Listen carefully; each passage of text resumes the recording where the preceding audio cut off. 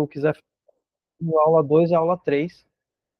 Eu vou começar a gravar agora, mas eu estou usando essa aula 2 e aula 3 lá da semana 5 para fazer essa apresentação. Então, o curso está aí para quem quiser fazer, eu recomendo demais. Eu vou passar, não vou explicar isso agora, mas são muitos cursos, e um dos cursos é o curso dos Yoga Sutras. Tem outros tantos cursos legais para fazer.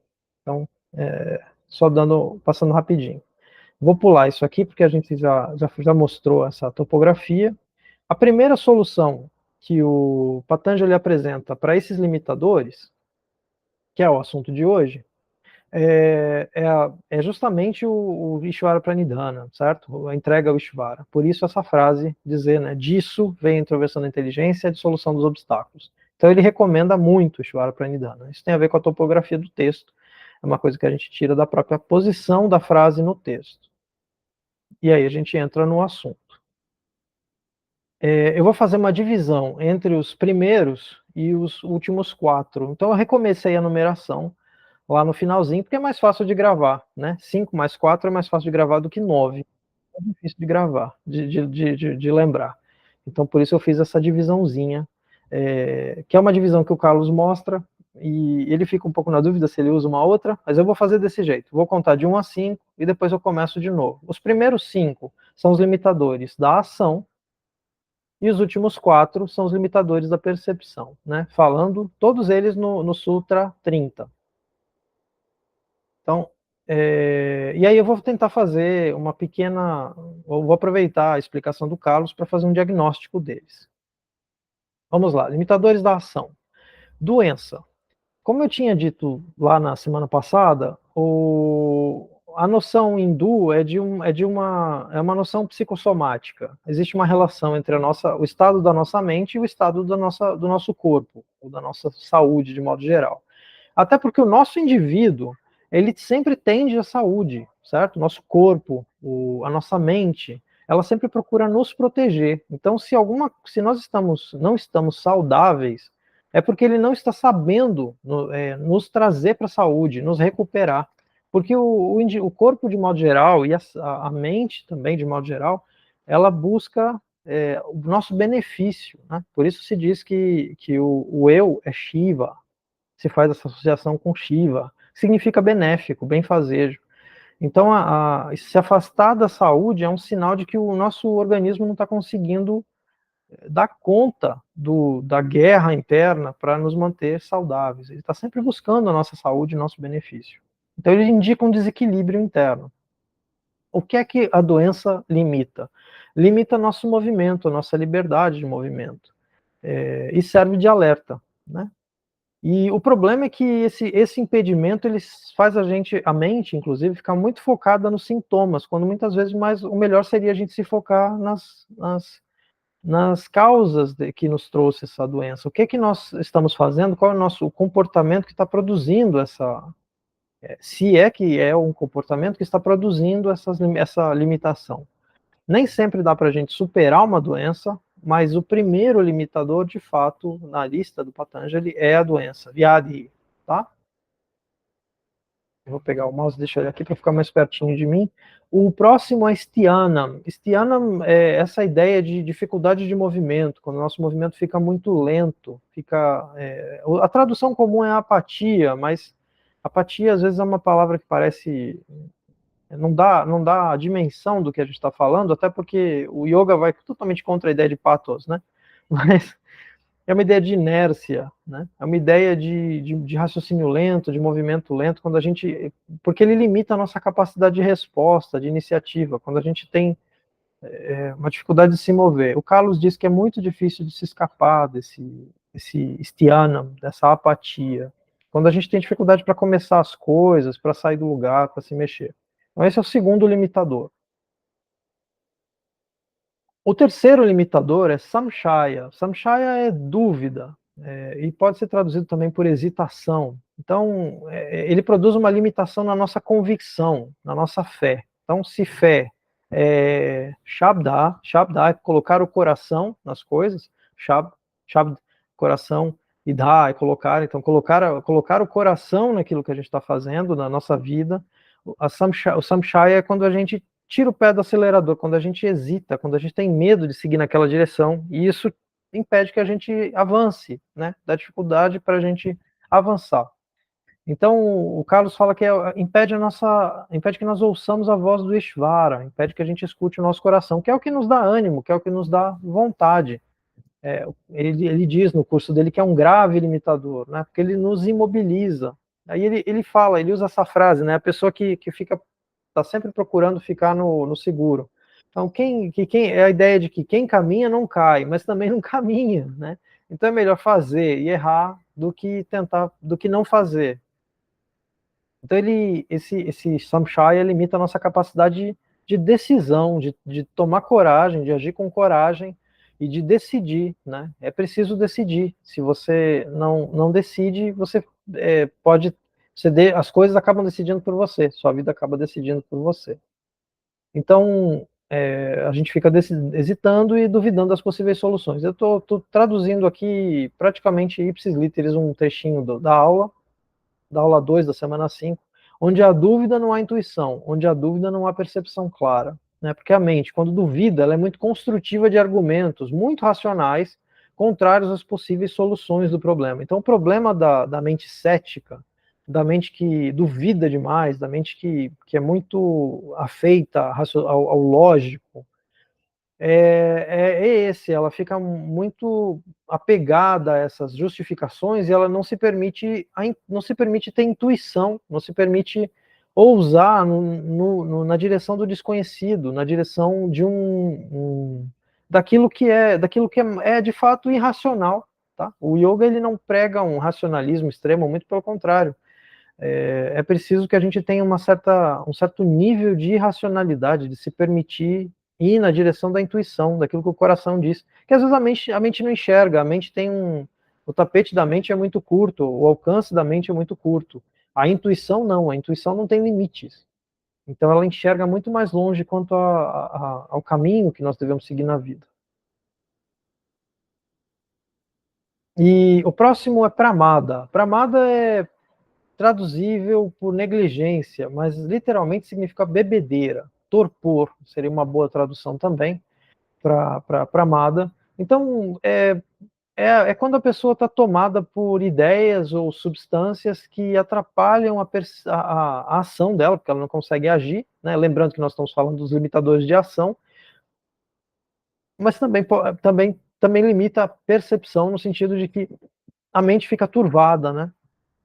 Então a pessoa pode estar turvada, a mente da pessoa pode estar perturbada por ideias, por ideais, né, por substâncias, e a mente fica contaminada, então fica tomada por venenos psíquicos ou venenos de fato, né, e pode estar convivendo constantemente com coisas baixas, com coisas depravadas, sujas, torpes. Então, o ideal é que a mente seja limpa, que a gente limpe a mente dessas coisas para pensar com clareza. Né? Então, se o yoga prevê ou prescreve uma mente limpa, uma mente transparente, cristalina, como um lago cristalino, a gente tem que evitar tudo aquilo que é sujo, tudo aquilo que é torpe. E o torpor, ele afeta a sensibilidade, ele afeta o bom funcionamento da mente e limita a nossa sensibilidade para lidar com as pessoas, com as coisas. Então, a gente fica insensível diante das situações. Então, mais uma vez, ele impede a voz do Ishvara, a nossa capacidade de ouvir a voz do Ishvara, porque exige sensibilidade. Né? Você precisa estar sensível para perceber, precisa estar disponível para o sutil. Então, e aí o Carlos continua dizendo que uma mente entorpecida não consegue medir o peso dos seus atos, age de forma inconsequente, né? Perde a noção do que é certo e errado, e, portanto, é uma mente perigosa, uma mente que comete atos ruins, né? E fica incapaz de fazer boas obras, de fazer coisas boas, de trabalhar, de produzir, de ser construtivo. Na semana passada eu falei um pouco nesse sentido, aquilo que a forma de identificar o virtuoso pelo que é construtivo. Isso está bem ligado na própria gramática, no próprio uso dos termos do sânscrito, isso é visível. que o Sat, aquilo que é, se aproxima muito daquilo que constrói, daquilo que é construtivo, daquilo que cresce. Assim como na natureza a gente identifica beleza e perfeição no crescimento dos vegetais, que crescem devagar, mas com força, com evidente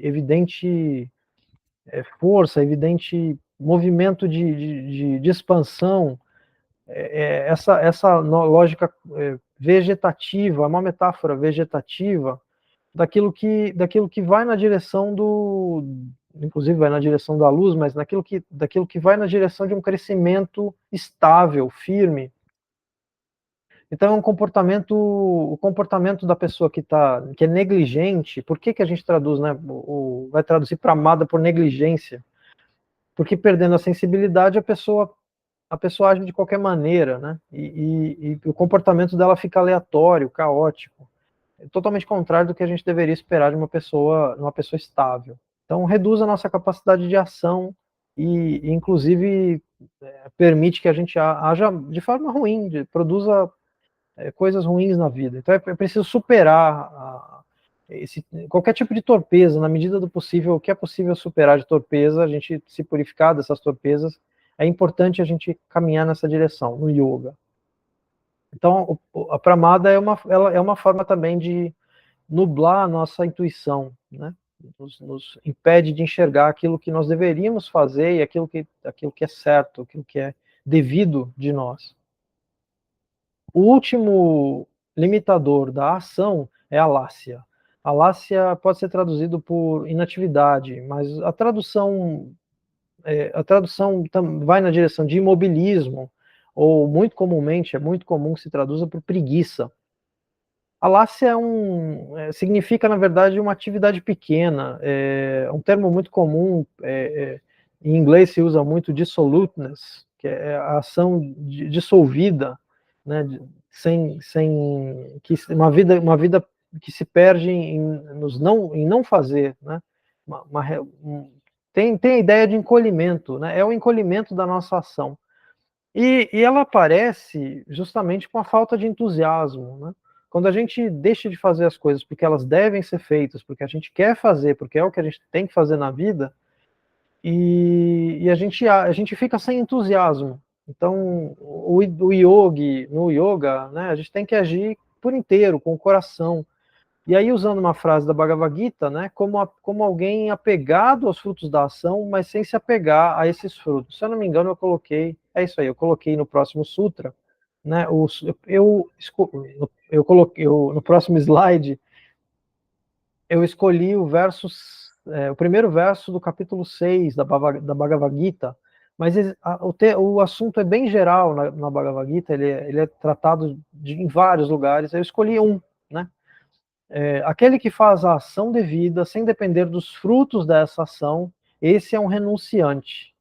E um yogi, e não aquele que não acende o fogo e que não age. Então tem uma expressão curiosa aqui, que é o acender o fogo, que é uma coisa bem védica, né? Uma ideia bem védica. Então é importante que se haja, que se faça, né? Que se ponha a vida em prática. E aquele que age, ele é um renunciante e um yogi, mas ele primeiro, para isso, ele precisa agir sem ligar, sem se importar com os frutos dessa ação, né? Ele faz porque é o que tem que ser feito. E aí eu vou fazer aqui a menção ao Frawley, o David Frawley, que é um californiano estudioso dos Vedas, e ele diz, e é muito curioso que ele diga, que o yoga é a introversão do ritual védico. Então, a ideia de que aqueles rituais, eu vou mostrar aqui uma imagem, né? Reparem que é um altar quadrado e dentro tem o fogo, né? Esses grandes rituais antigos, rituais védicos, que podiam durar muito tempo, se acendia o fogo ritual. E esse fogo ritual, que era feito do lado de fora, com o passar do tempo, passando para a fase das Upanishadas em diante, ele passa a ser entendido como um fogo metafórico, que é um fogo que a gente acende dentro da gente. Então, esse dizer assim, e acende fogo, ele está falando desse sacrifício das nossas ideias, dos nossos apegos, das nossas inquietações, de tudo aquilo que nos prejudica, das nossas torpezas, das nossas sujeiras, tudo isso tem que ser queimado nesse fogo do yoga, que é um fogo que a gente faz com a mente, que a gente constrói diariamente com a mente. Então é um puja, é um japa, né? É um abhyasa, um exercício que a gente faz para dentro. Então a gente constrói esse terreiro ritual dentro da gente, a nossa mente é o terreiro ritual, é o campo, e a Bhagavad Gita vai usar esse termo, campo, né? E nesse campo a gente constrói esse cenário e lá a gente acende uma fogueira ritual e essa fogueira ritual é onde a gente queima todas essas impurezas da nossa mente. Então por isso o Krishna vai dizer aquele que acende o fogo, esse é o yogi. É uma forma metafórica de falar, mas faz todo sentido com essa interpretação que aparece em diversos textos, e é bom lembrar que aparece na Gita também. Então eu vou ler aqui a nota de rodapé do Carlos, né? Acender o fogo é uma das mais antigas formas de ritual que se conhece. Na tradição hindu, o fogo é a ferramenta de purificação que prepara as oferendas usadas no ritual. No yoga, o fogo é o esforço que purifica a mente e a prepara para expressar com perfeição a natureza do si mesmo. Não acender o fogo significa recusar-se a aceitar o comando do si mesmo, ou seja, é a antítese do yoga. Então, ele coloca essa nota lá na Gita, é o verso 1 do capítulo 6. Então, acho que isso dá uma ideia aqui da ideia de acender o fogo no conceito do yoga, né? Isso é muito importante, por exemplo, na Shvetashvatara Upanishad. Se alguma hora a gente voltar nela, eu já passei por ela algumas vezes, e a Luciana deve lembrar da Shvetashvatara Upanishad. Então aqui talvez fique um pouco mais claro a ideia de yoga associado ao fogo. Isso vai longe, isso é um assunto para muito, muito tempo. Aqui mais uma imagem de Varuna, sentado no seu makaram, né? Esse animal mítico, que às vezes é representado mais como um jacaré, às vezes é representado mais como um elefante. Então é uma figura meio lá, meio cá. E a gente passa agora a falar dos limitadores da percepção. Nós já falamos de 5 limitadores da ação, e agora nós vamos falar dos 4 limitadores da percepção, totalizando, portanto, os 9 limitadores, os antarayas, né, que são dispersadores também. O primeiro deles é a viratehi, que é desinteresse. Então, originalmente a viratehi significa agitação, é um comportamento sem estabilidade, né? Vira, não vira, não, sem virilidade, né? Falando de uma maneira tosca, é isso. Então significa agitação, inquietude. É uma agitação provocada quando a atenção se dispersa, quando a ação se desvirtua do seu caminho. Então, quando a atenção não está direcionada para aquilo que ela deveria estar, ela se dispersa, o nosso interesse ele cai, porque o fundamento da atenção, o fundamento da vontade do indivíduo é o Ishvara, é o coração. Então depende do nosso centro, do centro da nossa mente, que ele seja motivado, que ele seja estimulado de dentro para fora, não de fora para dentro, mas de dentro para fora, para que a gente tenha de fato interesse, para que a gente tenha entusiasmo. Então, quando a mente se dispersa, se deixa levar por outros assuntos, que não os assuntos que estão relacionados com a nossa vocação, com aquilo que nós realmente, por aquilo que nós nos sentimos realmente nutridos, então a gente fica fraco, a nossa atenção fica fraca, ela se enfraquece. E esse desinteresse deixa a gente apático também, né? Então, o primeiro aqui dos 4 dispersadores, ou dos 4 limitadores, tanto faz, da nossa percepção é a virate, o desinteresse. Então, é quando a gente avalia como importante estímulos que não são prioritários, quando a gente faz coisas que a gente não devia estar fazendo e não tem nada a ver com a gente, né? E uma das formas de entender esse limitador é a intemperança, é uma palavra legal, né? Tem uma carta de tarô para temperança, então esse aqui é o contrário, é a intemperança. E a intemperança, é interessante falar, ela pode ser tanto para menos, quando você não age e age sem força, mas também pode ser agir demais. E nos sutras isso vai ficar mais claro mais para frente, que às vezes a ação excessiva, o que cansa, que estressa a mente, que deixa a gente cansado, uma mente muito agitada, também é uma forma de intemperança. Então é importante achar a justa medida, né, do nosso interesse, da nossa atenção. E que coloque a nossa, que a gente tenha a empolgação, que a gente tenha entusiasmo para agir na medida do que precisa em cada coisa da nossa vida. Então, ele é um limitador da percepção, porque ele, justamente, o desinteresse, ele impede que a gente perceba quando uma coisa é importante para a gente. A gente se coloca toda a atenção em coisas pequenas, isso causa insatisfação, e a gente acaba caminhando por desvios. É muito comum que a mente caminhe por desvios. Cada hora a gente estuda uma coisa diferente, cada hora a gente se interessa por uma coisa diferente, escolhe um esporte diferente, cada hora escolhe um instrumento diferente, e assim por diante, né? Isso limita a nossa capacidade de realização e limita o nosso foco. É importante que a gente desenvolva o foco, a atenção por um máximo de tempo, né, por um tempo significativo, para que a nossa mente se estabilize. Então eu coloquei aqui do lado uma pessoa em cima de um raft, né, parece uma porta. Então o problema da falta de interesse é que a gente acaba sendo levados pela correnteza. Eu só quis fazer essa referência. O segundo limitador da nossa percepção é Bhranti Darshana. O nome é confuso, os nomes vão ficando cada vez mais compridos no final desse sutra. Bhranti é que vagueia, que se distrai, né? Que vai para lá e para cá. E Darshana é percepção, é visão, é ponto de vista. Então, Bhranti Darshana pode ser traduzido por divagação, literalmente uma visão que vagueia. É falta de foco. A mente incapaz de fixar sua atenção em um assunto por pelo menos algum tempo. A gente já veio falando disso, né? O que eu acho interessante na aula do Carlos sobre isso é que ele fala numa visão interna da mente. Então a gente constrói com o tempo uma visão interna, uma capacidade de olhar para as coisas com perspectiva, de enxergar as coisas com distância, uma certa objetividade para saber para que lado a gente está indo na nossa vida.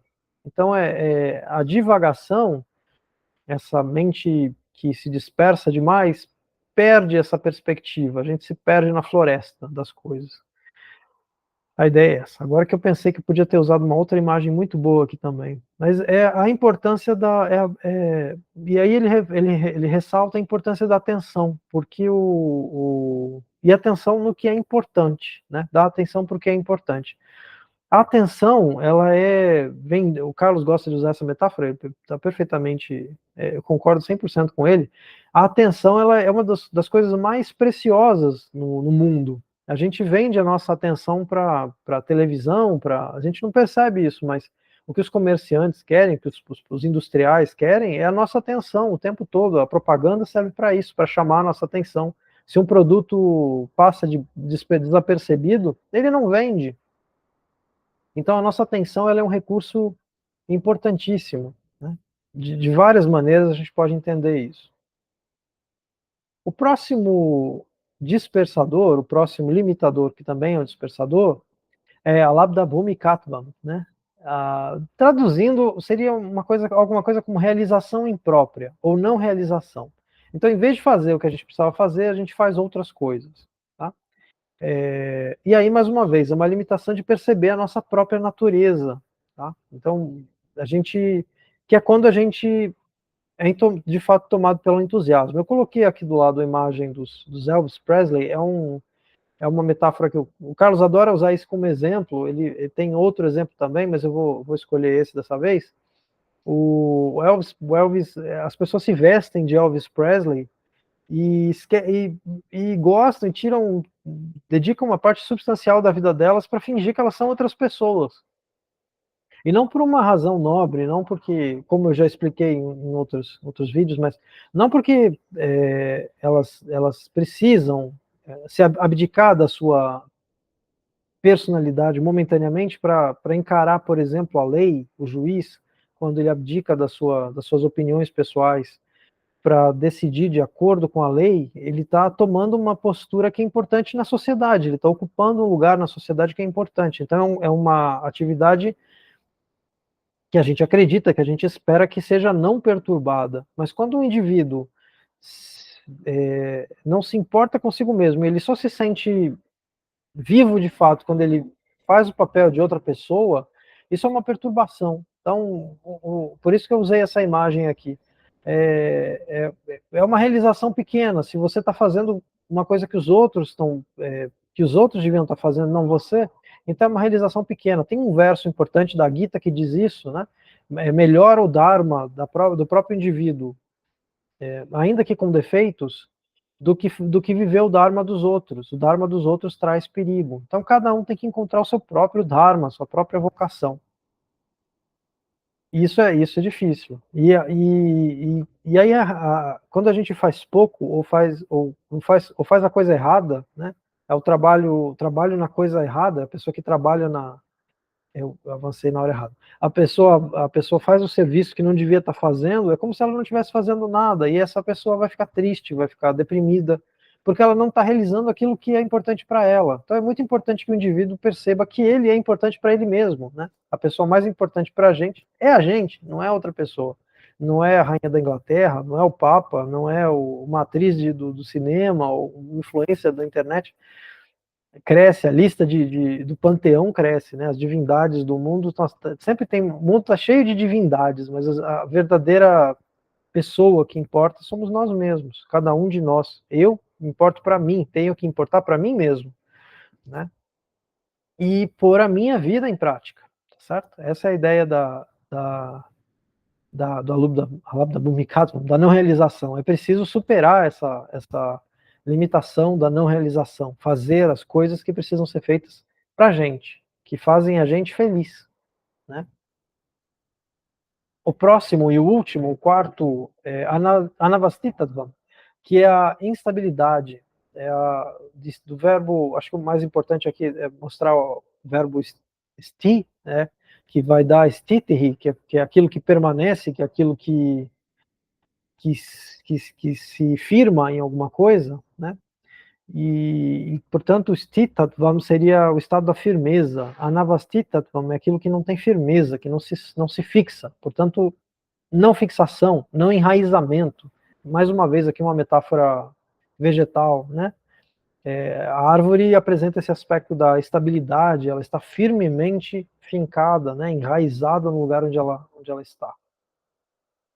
E o problema da pessoa que é tomada pela instabilidade é não perceber o que ela gosta, quais são seus gostos, certo? O que se ela prefere um tipo de cinema ou outro, ou se ela gosta de artes plásticas ou de matemática, né? E justamente aqui a gente é uma coisa que ataca o nosso senso de importância. O Carlos gosta de falar nesse ponto do curso dele, lá no curso dos Yoga Sutras, sobre a infância. Eu já falei algumas vezes sobre esse assunto aqui, mas acho que aqui é bom colocar que é aqui que ele coloca esse assunto. A criança, lembrando que o yoga é uma educação da mente, é um sistema de educação, portanto, a ideia é que uma criança deva ser educada né, com esses princípios. E o princípio aqui é o princípio da autoimportância. A gente descobre quando é criança ainda, ou pelo menos a gente tem a intuição quando é criança, de que a gente veio para o mundo fazer alguma coisa, que a gente tem uma importância. Dedicam um amor para a gente desde que a gente é criança, para que a gente, em parte, para que a gente perceba que a gente é importante. A gente, como consequência do afeto que a gente recebe, a gente entende que nós somos importantes. Não só para os outros, para os nossos pais, para a nossa família, mas nós somos importantes para nós mesmos e somos importantes para o mundo. Nós devemos entender isso. Então, se a criança não recebe esses estímulos, ela não cria amor próprio. ela se torna uma pessoa fraca, uma pessoa que vive como fantoche, se deixa levar pelos outros, pelo que está sempre vivendo a vida dos outros, né? E então como isso é uma minha nota aqui no negócio, isso é receita para infelicidade, né? Cuidar da vida dos outros é procurar é buscar a infelicidade. Se você não cuida da sua própria vida, não dá sentido para a sua vida e não procura ter estabilidade na sua vida, você está procurando a infelicidade. E o yoga vai na direção oposta disso, vai buscar o ananda, a felicidade.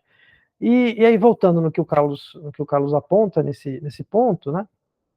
A pessoa que tem amor próprio, que acredita na sua própria importância, ela constrói caráter, ela constrói verdade, ela se sente firme, ela é firme e estável, né? E a pessoa que é tratada como se ela não valesse nada, a criança que cresce achando que ela não vale nada, que ela não tem importância, que ela, usando, com perdão aqui do, do, do inglês, e ainda mais, que o próprio inglês diria que é um francês, né? Perdoe meu francês, é um piece of shit, uma pessoa que acha que não vale nada, né? Uma pessoa que acha que é um cocô.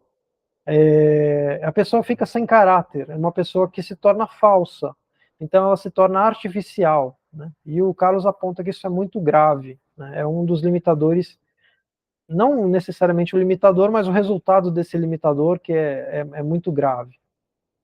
O artificialismo. E o yoga prega justamente o contrário, prega a espontaneidade, que é o satyam. A gente não chegou nesse ponto ainda, mas ele é o ponto-chave aqui, é o satyam, que é a espontaneidade. Tá? Então, ao contrário da pessoa artificial, a pessoa natural, ela é firme, ela é estável, e isso dá uma certa facilidade de convívio com essa pessoa. Você sabe o que esperar dessa pessoa, né? Porque ela é firme naquilo que ela acredita, naquilo que ela faz, e ela é estável na sua personalidade. Então, isso para mim aqui parece uma aula do que eu não sou, porque eu sou um geminiano típico, e se tem uma coisa que eu não sou é estável. Mas vamos lá. Só olhando no relógio, com 5 horas. Então aqui nós fechamos os limitadores. Eu vou fazer aqui o exercício, propor as reflexões que a gente pode tirar desses limitadores, e aí a gente negocia se a gente encerra agora. Tá bom? Vou apontar quais são as reflexões. Então, a gente tem que se perguntar qual é a presença desses limitadores nas nossas vidas, cada um perguntar a si mesmo, e às vezes perguntar para outra pessoa, perguntar para um amigo, perguntar às vezes para uma pessoa que quer bem a gente, para a gente conseguir, às vezes, entender melhor essa questão, algum desses limitadores. Alguns desses limitadores precisam ser superados para a prática do yoga, para a nossa vida, para a nossa felicidade, e como a instabilidade, que é esse último que a gente passou, mas tem outros que a gente às vezes é obrigado, como própria limitação da nossa vida, seja porque é uma indicação de natureza, seja porque é uma posição, é aquilo que nos delimita, né, como uma doença, como as nossas próprias limitações de idade, todos nós somos repletos de limitações, de vigor, de saúde, e isso nos encaminha numa determinada direção, isso estabelece o nosso caminho. O Carlos dá o exemplo no curso dele, daquelas pessoas que são cegas e são programadores. Existem programadores que, porque eles não têm a distração visual, eles têm uma capacidade de concentração fenomenal e recebem muito bem por isso, são disputados pelas empresas para serem contratados por causa disso, porque eles têm uma capacidade, o fato deles não terem um sentido amplia a percepção deles de outras coisas. Inclusive, a doença tem essa característica, eu acho que eu não apontei isso aqui, é uma reflexão minha que eu trago aqui, uma contribuição minha que eu trago para essa discussão. A proximidade, a doença nos aproxima da morte, né? E se tem uma iniciação, existem duas iniciações na tradição hindu, justamente a iniciação mais importante é a iniciação do mel, que é a iniciação feita pela morte. É o Madhu Vidya, é a sabedoria do mel, que é quando a gente se aproxima da morte. Então, a doença nos coloca em contato com a finitude da vida, e nos coloca diante dessas questões, porque enquanto a gente acha que a gente é imortal, eterno, nada vai acontecer com a gente não se preocupa com nada disso realmente pesa, parece ter alguma relevância, a gente vai vivendo, mas quando a gente é posto diante da nossa finitude, das nossas limitações, de como nós somos frágeis, aí a gente para ouvir uma palavra de sabedoria, a gente para escutar aquilo que a morte, no caso da história, tem para dizer para a gente, se a nossa vida acaba aqui ou se a nossa vida segue adiante, tudo isso fica mais premente, tudo isso fica mais relevante. Então, a ter um contato com uma doença, ou ter um contato com uma limitação da vida, nos coloca em contato com o espírito, o espiritual, né? Nos põe na direção do eterno, do infinito. Então, eu faço essa reflexão, mais de uma vez, quando a gente está delirando, quando a gente está no momento... Eu acho que eu já cheguei a conversar disso com a Margarete lá atrás, de alguma forma. A gente tem uma experiência de segunda vida, né, de renascimento em algum nível, de quase morte. Tudo isso fica muito evidente. Isso dá uma certa clareza. Isso é um sampradinhata, né? Isso é uma intuição. Tá bom? Vou só para deixar aqui a lição de casa, que são vocês podem repassar quais são os antaraias, né? Quais dessas limitações te perturbam individualmente. Todos nós temos todas, mas em algum grau uma perturba mais que a outra, né? E aí você pode perguntar para uma pessoa que te quer bem, que vai te dar uma resposta desinteressada, o que você acha a respeito daquele antarai específico, daquela limitação. E aí você pode escolher um para trabalhar durante um mês, mais ou menos, e tentar se dedicar a esse antaraia para tentar tirar ele da frente, para tentar superar esse obstáculo. E uma reflexão que eu faço da minha parte, que é contribuição minha, que remédios eu posso aplicar para vencer esses limitadores, né? Como superar esses obstáculos. Então, a gente vai ver logo a seguir a lista também daquilo que incomoda, dos kshipta, que são aqueles elementos que indicam quais são de fato os limitadores que a gente tem que superar, porque nem todos a gente tem que superar. Mas é uma coisa interessante a gente observar que os próprios sutras oferecem diversas vacinas contra esses limitadores, diversos tratamentos contra esses limitadores. É só a gente parar para pensar um pouco sobre eles e dá para encontrar aqui e ali uma palavra, que às vezes nessa palavra está carregado todo um sentido de como superar algum desses obstáculos. Tá bom? Vou dar um exemplo passando brevemente para o próximo sutra, porque aí a gente fecha o assunto. Então, como é que a gente sabe quando é que tem que superar um limitador, né?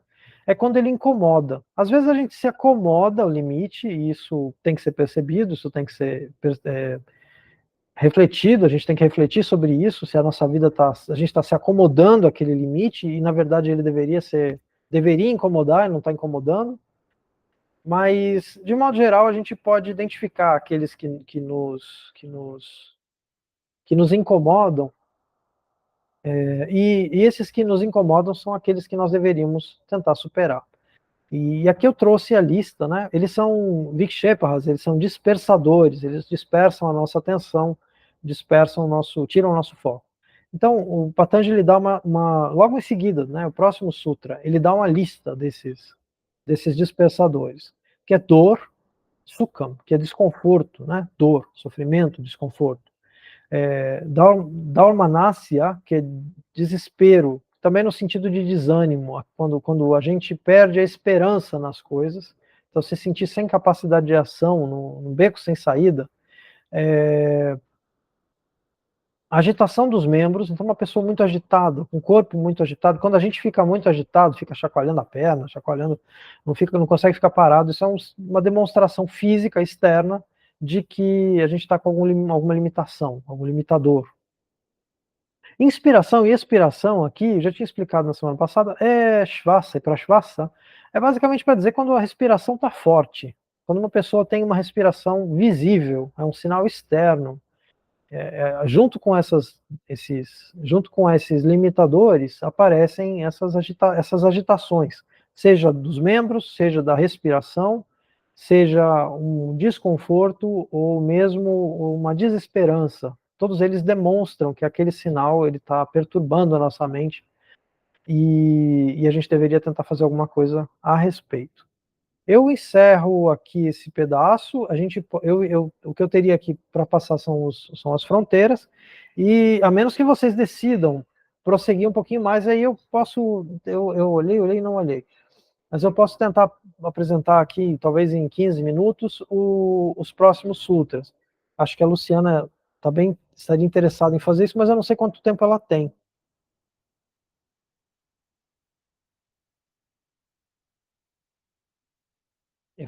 Espero que vocês estejam me ouvindo. Luciana, abre o microfone, por favor. Ah, estamos só nós dois? Sim. Só Ah, nós dois. você quer que eu continue mais um pouquinho? Então, aí você iria prosseguir. Eu vou passar para o Sutra, eu vou pular essa partezinha das fronteiras.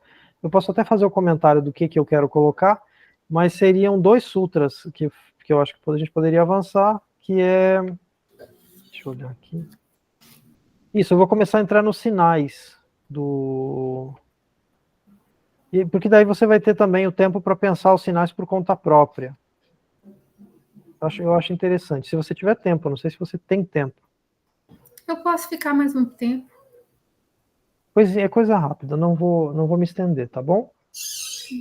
Qualquer coisa você me fala. Ou então eu também deixo gravado, se você quiser. Não, eu vou ouvir, vou ficar aqui. Vamos lá. Eu vou só passar essa ideia de Antaraia como fronteira, bem rapidamente, mas eu não vou usar todos os exemplos que eu tinha trazido. Com o tempo, eu fui pensando nos Antaraias dessa maneira. É uma outra forma de observar a noção de Antaraia, que é de pensar de que a gente vai espraiando o nosso interesse, a nossa atenção, as nossas faculdades, os nossos estudos para diversas áreas. Desde criança a gente aprende um pouquinho de matemática, um pouquinho de português, vai aprender um ofício. Então o Antaraya, de certo modo, nesse sentido, é aquilo que está no limite, né? É o que significa o termo. Então é como se fosse uma fronteira do mapa, do cenário da nossa mente. Então se a gente aprende uma língua nova, de certa forma, já conversei disso com você, né, Luciana? Eu não sei se ficou gravado ou não, mas então são esses limites, como se fossem limites metageográficos, limites que estão fora da realidade, mas estão dentro do nosso, das nossas limitações, do nosso mapa psíquico, do nosso relevo psíquico, daquilo que nós somos, que nós vamos crescendo, para onde nós vamos crescendo.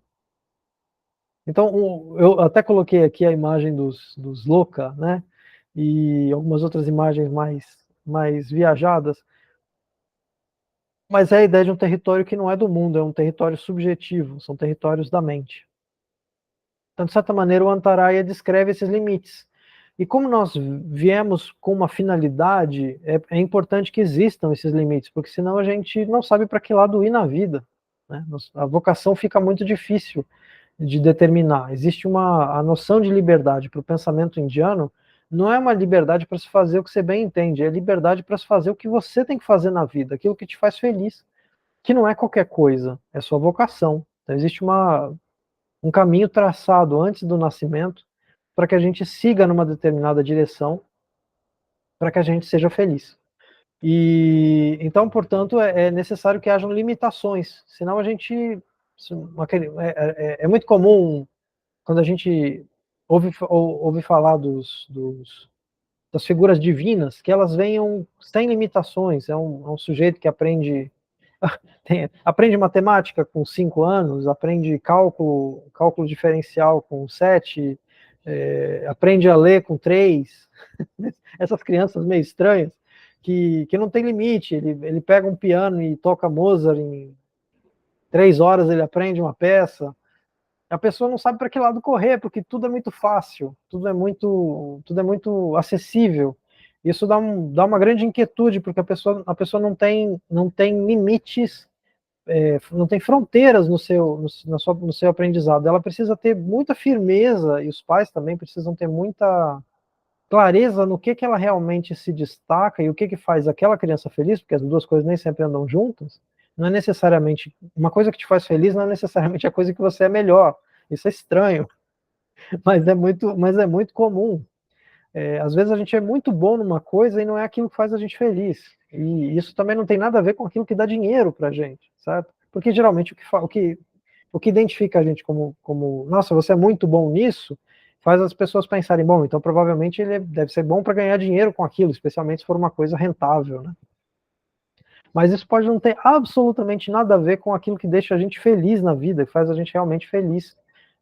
E isso é mais importante, a felicidade é mais importante, o Ananda é mais importante do que, inclusive, do que ser bom naquilo que você faz, tá? Você pode ser horrível, mas se você está feliz fazendo aquilo, faça isso, não faça aquilo que você é bom, nem aquilo que te dá dinheiro.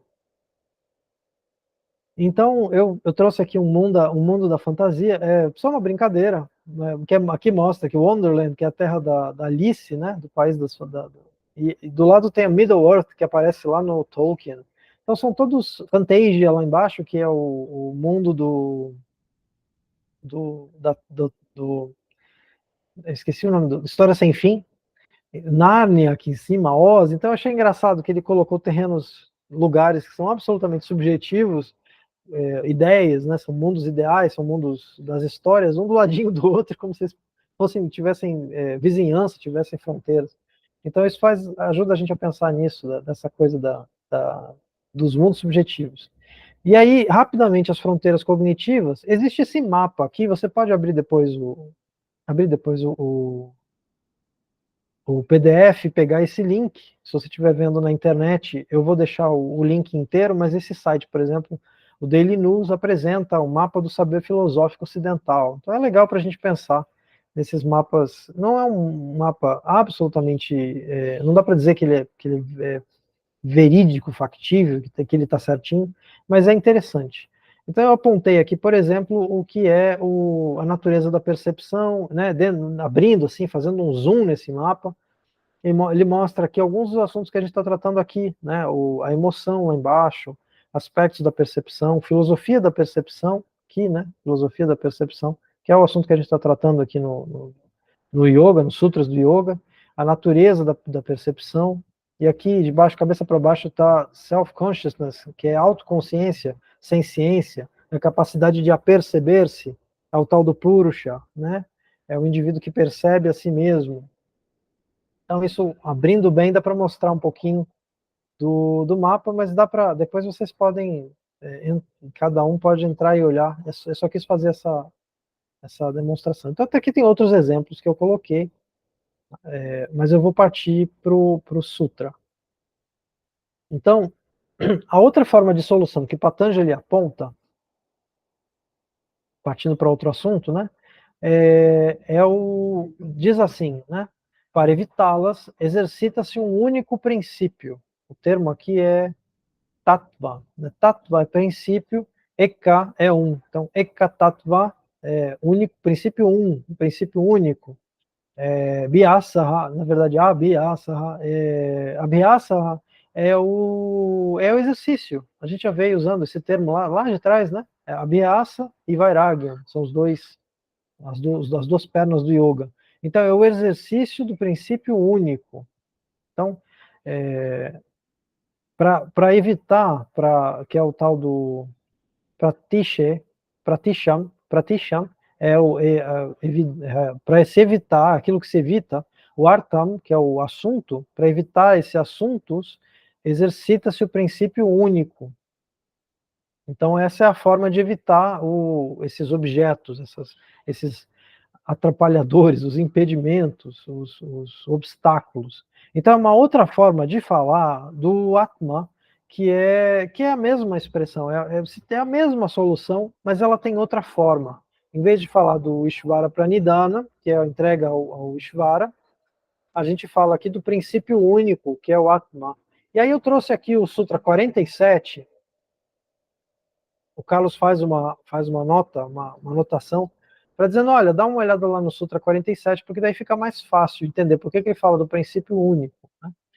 No 47, Patanjali diz, na utilização habilidosa de sua condição, desprovida de juízo de valor, ele está falando aqui do assentamento da mente, a mente que começa a abrir mão do vichara, é a mente que procura abrir mão do raciocínio lógico no meio da meditação, você abre mão, você vai em busca da intuição, dentro da meditação, e evita a mente racional, se permite abrir mão da mente racional, então é a prática do nirvichara, a mente se assenta, ou se orienta, né, para sadhana acontece, em direção ao si mesmo, adhyatma, que é o eu elevado, né, adhyatma. Então, para explicar o conceito, a gente pode usar o 47, que a gente vai ver lá na frente. Mas, basicamente, aqui é a prática do princípio, do princípio único, que também é o Om, que também é a entrega ao Ishvara. Então, essa é a solução, é uma outra forma de apresentar a solução. Num certo sentido, é a prática da meditação, certo? Mas a gente pode pensar isso de uma forma mais geral. Evitar dualidades, por exemplo. Superar as dualidades, superar os problemas que têm a ver com o dualismo da nossa vida, né? Bem e mal, certo e errado, ou mesmo externo e interno, superar todas essas dualidades nos permite o recolhimento dos meios de expressão da mente e, portanto, servem como forma de dissolução desses limitadores. A mente, quando volta do samadhi, ela volta mais tranquila, ou, se possível, se continue no samadhi, estabeleça o samadhi como um hábito, que é essa estruturação em maior ou menor grau, mas a mente estruturada, ela dissolve os limitadores, e ela permite que a gente viva dentro das limitações naturais da vida, mas com liberdade para ser a gente, para sermos nós mesmos. Então, o primeiro sinal de assentamento, para fechar essa nossa conversa de hoje, agradecendo muito a paciência da Luciana, o assentamento, no verso 33, o assentamento de Chitta se demonstra, e aí eu faço a apresentação desse quadro, né? Pela amizade para com o feliz, compaixão para com o sofredor, alegria com o virtuoso e indiferença com o malvado. Tá? O verso ele tá resolvido, porque os termos eles aparecem de forma composta. Então, traduzindo o texto literalmente, ficaria alguma coisa assim, como o assentamento de Chitta se demonstra por amizade, compaixão, alegria e desinteresse, quando o assunto é conforto, desconforto, virtude e vício, tá? Então, é preciso ter uma certa intuição para a gente conseguir entender do que ele está falando e o que encaixa com o que, tá? É como fazer um joguinho de setinha, né? Então, a amizade, ela produz na mente conforto. Então, a forma nova, eu vou falar isso porque a Luciana não está com a edição antiga, a forma nova do Carlos descrever esse sutra fica assim, o assentamento da mente advém da demonstração de amizade quando o assunto é conforto, de compaixão, karuna, né? Quando o assunto é sofrimento, de alegria, mudita, quando o assunto é virtude, e de indiferença, upekshana, quando o assunto é maldade, ou aqui a tradução é maldade mesmo, mas é desvirtude, vício, né? Punya é virtude e apunya é vício. Então, para esclarecer um pouquinho mais, a mente se sente confortável diante da amizade, porque você não precisa, diante de um amigo, de uma pessoa que você confia, você não precisa ficar desconfiando dessa pessoa, você não precisa ficar preocupado com essa pessoa, se essa pessoa vai te apunhalar pelas costas, ou se ela vai te proteger numa situação de perigo. Então, o resultado da mente diante, uma mente assentada, Diante da amizade, é de conforto, a mente se tranquiliza, a mente fica feliz, né? Fica, fica numa situação agradável, confortável, o estável, inclusive. Diante do desconforto alheio, a mente ela tende a sentir compaixão, ela tende a querer a experimentar num grau muito mais suave, muito mais sutil, a dor que a outra pessoa, o outro animal, o outro ser, a outra planta, ou seja lá o que for, tá passando. Então a gente sente desconforto diante do sofrimento alheio.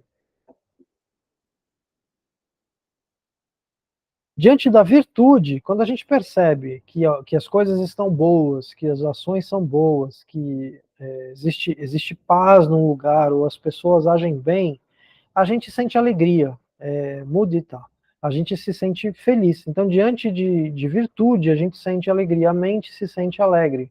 Isso é uma demonstração de que a mente está assentada. Ela não vai se sentir contrariada, ela não vai se sentir invejosa, né? A inveja é um sinal de mente perturbada. É um sinal de que a mente está perturbada. Quando a gente fica, em vez de a gente ficar feliz porque uma outra pessoa é boa, ou age bem, ou entende, ou é capaz de fazer uma coisa, agir com profissionalismo, ganhar dinheiro, se a gente se sente mal com essas coisas, porque outra pessoa está se dando bem e não a gente, é porque a gente está perturbado, que a nossa mente está perturbada. A inveja não faz o menor sentido do ponto de vista de uma mente sã, de uma mente equilibrada. A tendência de uma mente equilibrada é dizer que bom para ela, certo? Que bom para aquela pessoa, inclusive de forma entusiástica. Que bom que nesse lugar as pessoas vivem bem, que bom que nessa família a virtude prospera, tudo isso é bom, né? E a gente tem que se sentir bem com isso, né? Veja que aqui o texto ele não é um apontamento moralista. O texto não está dizendo a gente deve agir dessa maneira. Não, ele está dizendo que a mente demonstra essas características diante desses fatos externos. E, mais uma vez, é uma filosofia da percepção. A gente não está aqui falando de moralismo. Então, não estou falando aqui de como o mundo deveria ser.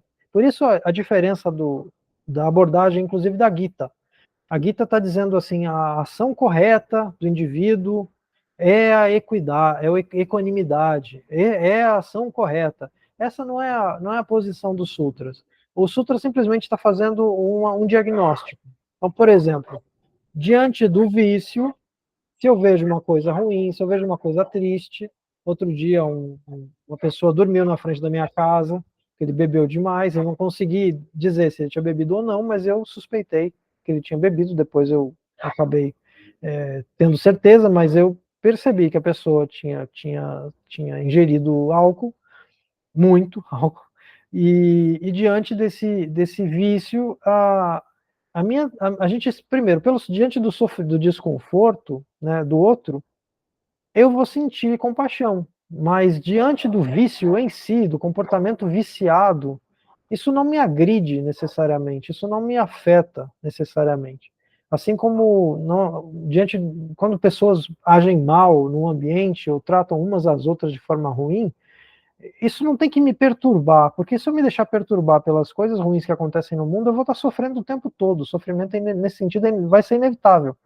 Então é preciso manter um certo nível de apatia, de desinteresse, diante daquilo que é viciante, daquilo que é vicioso no mundo. Não adianta ficar perdendo as estribeiras, e acho que isso é importante a gente indicar. Uma mente não estável, uma mente não assentada, às vezes diante de uma coisa ruim, ela perde a cabeça e aí ela fica também perturbada. Então, diante da perturbação dos outros, a gente se perturba também. Então, é aquela pessoa que perde a razão quando vê os outros perderem a razão. A pessoa que pula para dentro da briga quando vê os outros brigando, enfim. Diante da briga de trânsito, a pessoa que diante de um xingamento, a pessoa responde com outro xingamento. Então, o perder a cabeça não é uma atitude de uma pessoa que está com a mente assentada. E aí é um ponto importante, acho que esse é um ponto importante para a gente fechar o conteúdo, pelo menos de hoje, de que a gente sempre acha que a mente da gente está assentada, é muito comum de que a gente se acomode, que a gente acredite que a nossa mente atingiu um estado de equilíbrio.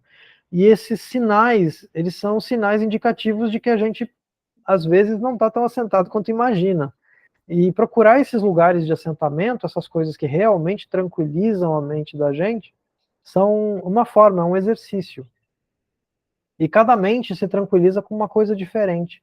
Pode ser ouvindo música, pode ser pintando, pode ser escrevendo, pode ser com uma pessoa. Às vezes tem pessoas que se tranquilizam com pessoas, com ideias, com lendo alguma coisa. E essas coisas que fazem a gente feliz, ou que pelo menos nos trazem sukham. Sukham, a palavra significa doce. Então indica conforto, mas tem uma carga de felicidade na palavra, mesmo que seja uma felicidade mais sutil, ou, aliás, uma felicidade menos elevada que a Ananda, né? Que é uma felicidade mais permanente, mais intensa. Então é importante a gente fazer esse exercício também, essa reflexão do que é que nos traz felicidade, ou do que é que nos traz conforto. Quais são as coisas que nos são amigas? É uma forma de pensar nisso também. Então, se eu me sinto entre amigos, entre livros, por exemplo, né? Hoje eu estou fazendo com uma partezinha da biblioteca atrás, então isso me faz me sentir entre amigos. O Proust usa essa frase, diz que a leitura é uma amizade. Então, com certeza, isso me traz conforto. Agora, às vezes, ter livros demais que eu não li perto de mim me deixa extremamente desconfortável. Porque parece que eles estão dizendo, e eu, você não vai me ler nunca? Então é bom a gente encontrar um meio termo também. O que é que, tem que ver de que maneira aquilo nos traz conforto. E de que maneira aquilo nos traz desconforto. E buscar conforto é importante para o yoga, tá? Acho que é isso que eu tinha para falar, né? Finalizando com essa reflexão sobre a nossa busca do conforto para que a gente viva bem, para que a gente viva, para que a gente encontre felicidade na vida e para que a gente faça o yoga, efetive o yoga, faça esse exercício, né? O que é que me deixa feliz, o que é que me traz conforto? Seria a última reflexão que eu vou deixar para, né, leva para casa e fazer, porque é uma coisa que é para a vida. É isso. Espero que, eu não sei se eu demorei muito, Luciana, mas meia hora, né? Nossa, Facilmente. excelente. Só voltando rapidamente aqui, essa condição. Só um minuto, parece. Fica à Agora, vontade. quando a gente vai trazendo essa percepção à tona, né? Não é você, eu vou ver uma coisa e não vou fazer nada, eu vou fingir, entendeu? Que não está acontecendo, né? É uma neutralidade também, né? A Isso. neutralização. Desculpa, quer continuar? Vai um pouquinho mais longe, ou já posso tentar responder. Sim, porque não quer dizer que você não tenha compaixão com o outro, você consegue ficar neutro e não, e nem por isso você é uma pessoa que não tem atitude diante de fatos da vida, mas a neutralidade ela é necessária muitas vezes. Não Igual. se deixar perturbar, porque a gente sente compaixão pelos outros. O que a gente não pode é perder a cabeça. Então, um exemplo, eu passo na rua e tem duas pessoas brigando, tem uma briga de casal. A mulher e o homem estão ali brigando na rua, né? De repente, ele vai e dá um tapa nela, né? Ele agiu mal, ela sofreu. Então, imediatamente eu vou sentir compaixão por ela, que apanhou, está apanhando da situação. A minha atitude não pode ser perder a cabeça. Eu não posso perder a cabeça simplesmente partir para cima da pessoa porque ele agiu mal. Não, eu devo agir em defesa da mulher que apanhou. Se é para tomar uma atitude, inclusive colocar minha vida em risco numa situação dessas, às vezes, não é porque a pessoa está batendo, mas porque a outra está apanhando. Desculpa usar uma metáfora meio, às vezes um pouco chula, mas percebe? Porque se você perde a cabeça, você pode inclusive agir mal, agir pior, ser desproporcional. Tem situações horrorosas de gente que descarrega uma arma numa pessoa. para se defender de uma injusta provocação. Eu sou do direito, eu não consigo não usar essas expressões. Mas então, a pessoa, de repente, assalta, uma pessoa vem e me assalta. Né? Um promotor fez isso uns anos atrás, uns 10 anos atrás. O sujeito tirou uma arma para ele, ou uma faca, agrediu, não sei direito, e ele descarregou uma arma na pessoa. Ele descarregou 12 balas na pessoa. É uma atitude completamente desproporcional. Não dá para dizer que isso é uma atitude coerente. Ele agiu com justiça em se defender, mas ele perdeu totalmente a razão. Controle, né? Isso. Não, e isso tem esse tipo de comportamento, ele hoje, ele acontece a todo momento, nesses meios mesmo de pessoas que estão ocupando cargo. Parece que foi em Belo Horizonte, que teve também um aí que ocupava esse cargo jurídico que matou a esposa, o ciúme. Sim. É claro que eu quis dar um exemplo bem extremo, sim, mas eu perco a cabeça com a Gislara todo dia. E agora ela tá gripada, aí eu fico bravo, como é que você pegou essa gripe? A gente começou a namorar, ela estava muito gripada quando a gente estava namorando, então eu fico, como é que você pegou essa gripe? Eu perco a medida bom, ela tá gripada, então eu sinto compaixão pela gripe dela, mas eu fico injuriado que ela se deixou afetar por né, dormiu mal, dormiu com pouca roupa, pouca cobertura, com poucas cobertas, daí estava frio e aí pegou uma gripe. E aí, então assim, com coisas bestas da vida do dia a dia, a gente se perturba, se deixa perturbar e se deixa... Então, mesmo nos casos mais extremos, que pode levar a vida ou morte, mas até coisas pequenininhas do nosso dia a dia, estou tentando falar exatamente do que o yoga fala, né, é comum nos textos sânscritos, da situação mais pequena até a situação maior, né, é o grau do quanto a gente se deixa perturbar diante de uma coisa que a gente considera viciosa, de uma coisa que a gente considera um desvio, uma coisa que é errada, né, sem virtude. E né, até né, essa... O que você trouxe, imagina, yoga, né? Não estou falando aqui do assentamento corporal, mas está vendo? A pessoa que está desperta, quando ela percebe que ela vai cair, entende? Ela vigia, isso é yoga. E você traz de novo a sua percepção, você assenta, entendeu? E você fica neutro, mas você não entra nessas furadas, você percebe realmente o que está acontecendo e você é firme naquele ali. É um exercício, exato. É um exercício. Muitas pessoas, às vezes, têm discussões assim horríveis, né? Na teoria é muito fácil, né? A teoria, teoricamente, uma coisa, mas na prática da vida diária é totalmente diferente. Aí você experimenta isso. Isso é yoga também. Com certeza, com certeza. Entendeu? Quando não quer, dois não brigam, não tem uma. Entende? Então, aquele que consegue se manter, tem gente que fica, eu não levo desaforo para casa. Você vê assim, que a pessoa também não está prestando atenção e ela fica contaminada depois. Eu já tive momentos de ter assim, de discussões e eu segurar. Hoje eu posso até ficar calada, mas tipo assim, passou, eu falei assim, não é você. Entende? Não é você. Exato. Então, aí eu só te faço, é isso mesmo, exatamente isso. Eu só te faço a distinção entre o tratamento do assunto dos sutras e da Gita, que aqui acho que a gente pode levar isso para o Ives explicar a diferença. Nos sutras a gente está falando da mente, na Gita a gente está falando da vida, da ação. Então, por exemplo, geralmente é mais fácil dar o exemplo nas coisas concretas. Então, isso que você falou, o que eu estava falando, são exemplos concretos. Você vê que a pessoa perdeu a cabeça e fez besteira. Ou a pessoa não perdeu a cabeça e se manteve equânime, né? A equanimidade. Foi o que ele trouxe semana passada, cabe aqui também. Exato, é o mesmo assunto. É que aqui a gente já está chegando no assunto. É um discernimento. Exato. Agora tem um termo específico que é o samatvam, que é a equanimidade. A ação equânime, ela independe dos frutos. E ela é correta independente dos frutos. Então é aquele exemplo que o Ives trouxe do sujeito que diz isso é bom, isso não é bom nem ruim, porque os fatos no mundo, do ponto de vista do yoga, não são necessariamente nem bons nem ruins. É preciso superar essa dualidade.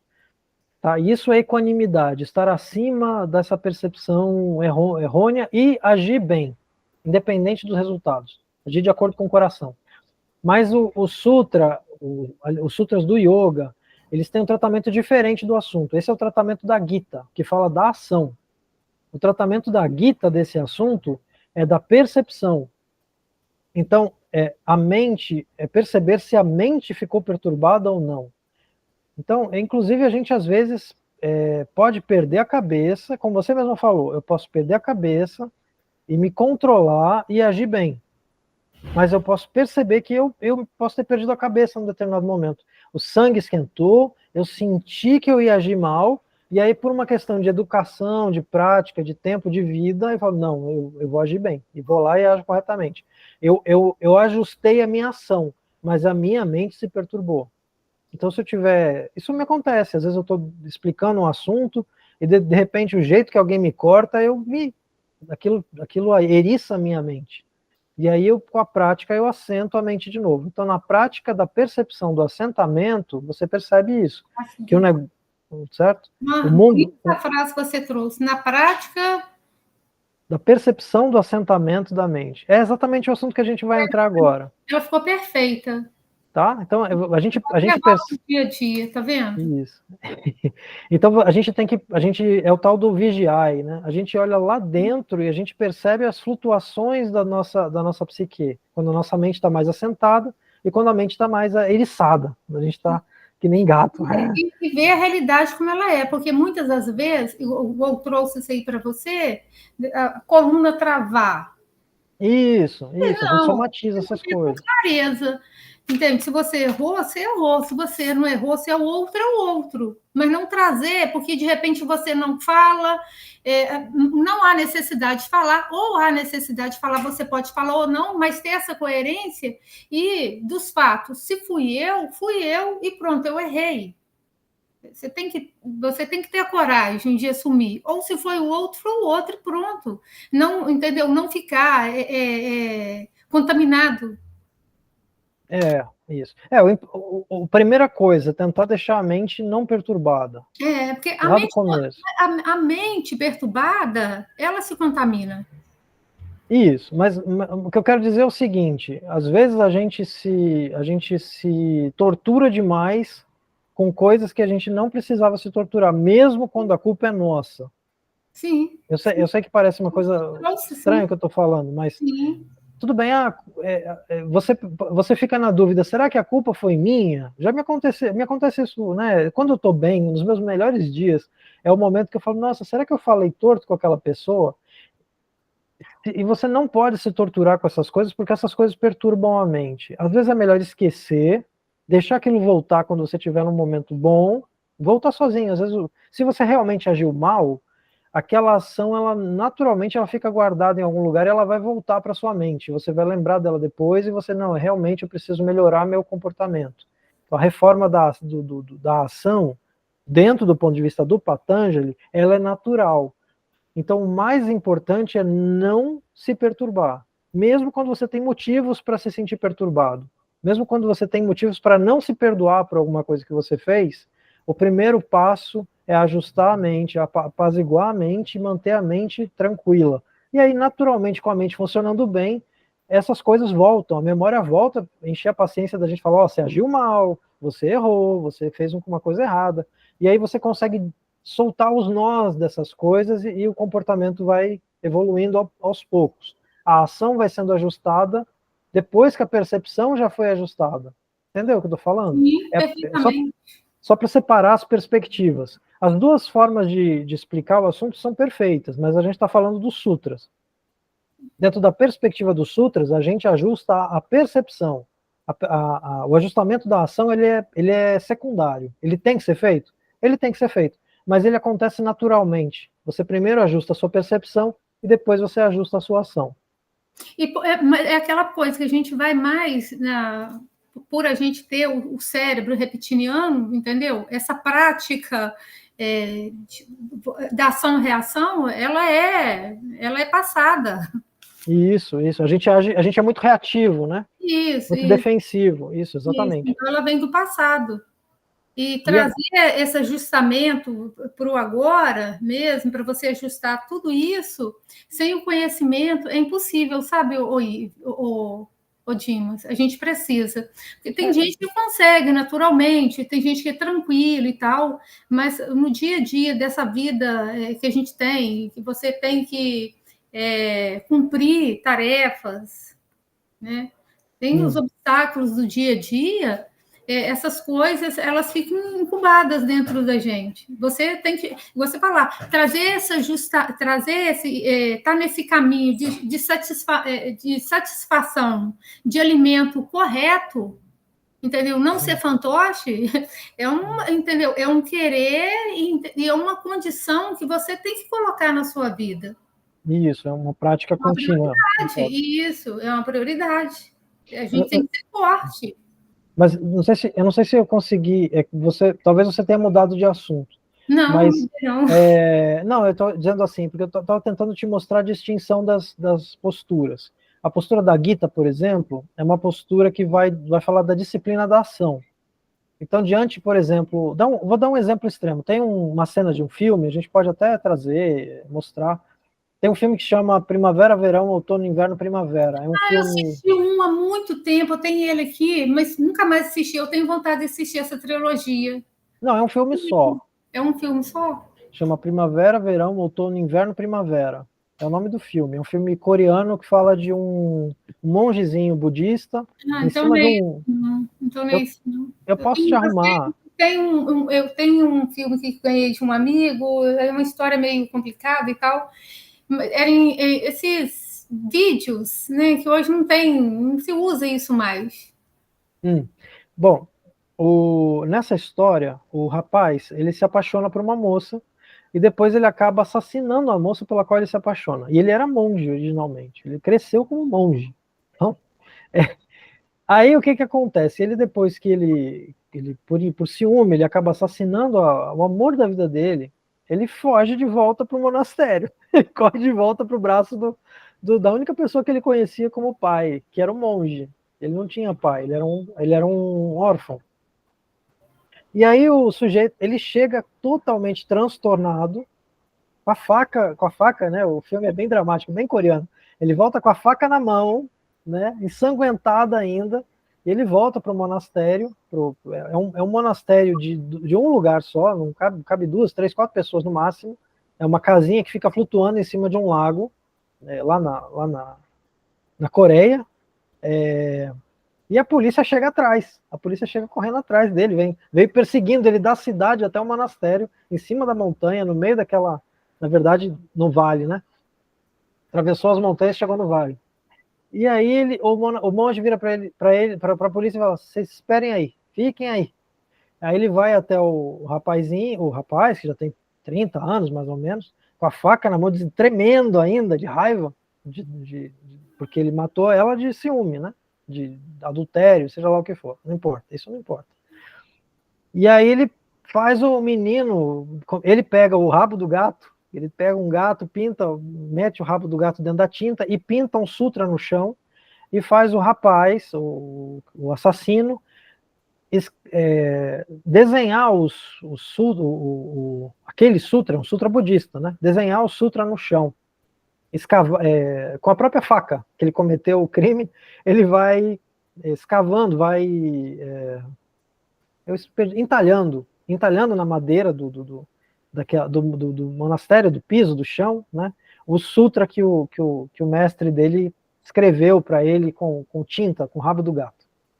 E aí com isso ele vai se acalmando, até quando ele finalmente, exaurido, cai duro no chão de exaustão, porque aquilo é muito cansativo, um esforço extremamente extenuante, né? Vira a noite fazendo, enfim. Aí a polícia vem recolher ele, mas já tá calminho, fica tranquilo. Tá todo aquele nervoso, aquela raiva, que ele era capaz de matar um dos policiais também, né? Com aquele nervoso todo que ele tava, já foi embora. Então eu trouxe essa cena porque é mais ou menos essa ideia de que o ajustamento da ação se dá pela tranquilização da mente. É o jeito que o monge resolve a situação e fala: olha, agora você vai para cadeia. Mas primeiro ele tranquilizou o rapaz, falou, né, com o quê? Com o sutra, fez ele escreveu o sutra no chão, caractere a caractere, né, no chinês, né? E aí ele foi cumprir a pena dele. Mas o ponto é esse: existem duas abordagens. A abordagem da ação, ela vai ajustar a conduta.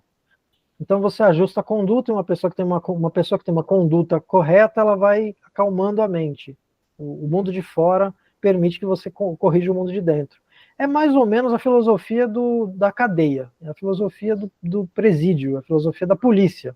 Você não tem o que fazer com o sujeito, não dá tempo de botar todo mundo para meditar numa montanha, então você prende a pessoa e aí você ressocializa. Seria essa, no mundo ideal, no mundo dos sonhos, a ideia é essa: você ajusta a conduta da pessoa, queira ela ou não.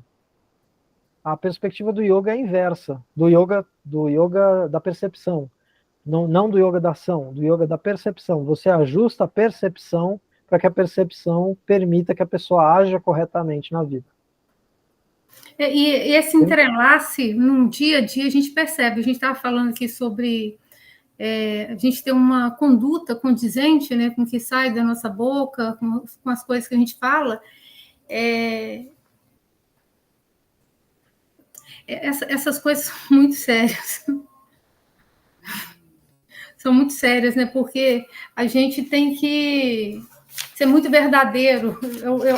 É uma verdade, você falou, esse encontro com essa verdade, né? Com o nosso coração, e encontrar isso, e falar assim, não, eu não vou falsificar isso, eu não vou contaminar isso, eu não vou trair isso em mim. Ai, que tá ok. Eu não vou trair isso que eu encontrei, e esse encontro comigo mesmo, porque isso é também é encontrar um caminho, é encontrar, entendeu? A verdade, como se diz, a aventurança, né? Ananda. Mas você pode distorcer isso. A gente pode distorcer. Só que a gente não vai distorcer diante, entendeu? Das doutrinas que a gente recebe. Eu acho que o ponto... A gente tocou um pouquinho nisso na semana passada. O ponto é dentro dessa cultura, para você não cair na besteira de não saber onde é que você está pisando, uma doutrina falsa, por exemplo. A ideia de doutrina falsa é o Dharma. É aquilo que se sustenta. Então, não importa se você repete uma mentira, a mentira ela não se sustenta. Então, mas se já o Dharma da gente, a gente tem que estar muito, entende? Como se, eu tenho um mantra que eu gosto muito dele, eu acho ele perfeito. Foi até o Trigueirinho que fala que a realidade governe todos os meus pensamentos. Governe. E que a verdade seja mestra da minha vida. Você medita nessas palavras, imagina, que a realidade governe os meus pensamentos e que a verdade seja mestra da minha vida. Legal. Só explicando, a palavra Dharma vem de dar. Dar significa sustentar, dar suporte. Então, Dharma é aquilo que se sustenta, ou aquilo que sustenta, tá? Então, na prática, você experimenta uma coisa na sua vida. Se aquilo se sustenta, aquilo é verdadeiro. Levando assim no extremo é isso. Porque senão a gente pode ficar um pouco no mundo das ideias. Falar, a verdade é o que está num livro, a verdade é o que alguém disse. Não. Sim. Não, a gente está falando de experiência. Isso traz conduta, isso acende. O mais importante é o seguinte... Não, tem gente, por exemplo, quando percebe uma prática virtuosa, ela também se toca, entende? Isso, aí pessoa, igual eu também, eu percebo prática virtuosa. Mas o ponto-chave dessa doutrina, do Dharma, é que você abre mão da autoridade. Ao mesmo tempo que eu posso falar aqui dos mestres, né, que nem a gente gosta de voltar de falar dos ancestrais e tal, mas ao mesmo tempo, em nenhum momento o ancestral diz a autoridade é minha e de mais ninguém. você abre mão da autoridade por quê? Porque a sua experiência, não é a minha experiência, vai comprovar se o que eu estou falando é verdade ou não. Né? Experimente na prática. Os pernilongos estão me atacando. O mestre, os ancestrais vão dizer isso, com a noção de Dharma. Se o que eu estou falando em algum ponto é falho, você vai perceber na prática. E a sua experiência, a sua vivência vai comprovar se é verdade ou não, e você vai poder escolher aquilo que é bom, de acordo com aquilo com a sua experiência. Então, esse é o ponto-chave. É uma doutrina que não arroga para si mesma a autoridade da verdade. Ela pode até afirmar, olha, eu acho que isso é virtuoso.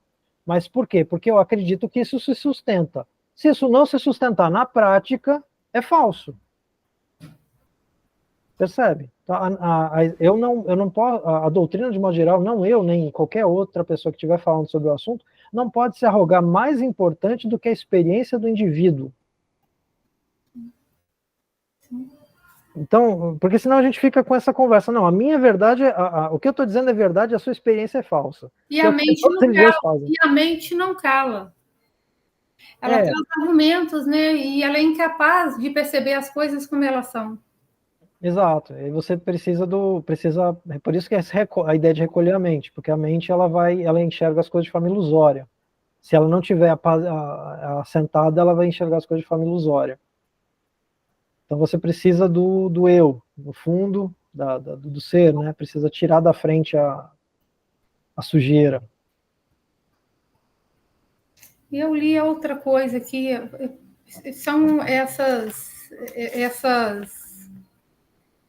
Deixa eu encerrar a gravação, tá bom? Porque senão o vídeo vai ficar gigantesco. Se tivesse já encerrado. Não.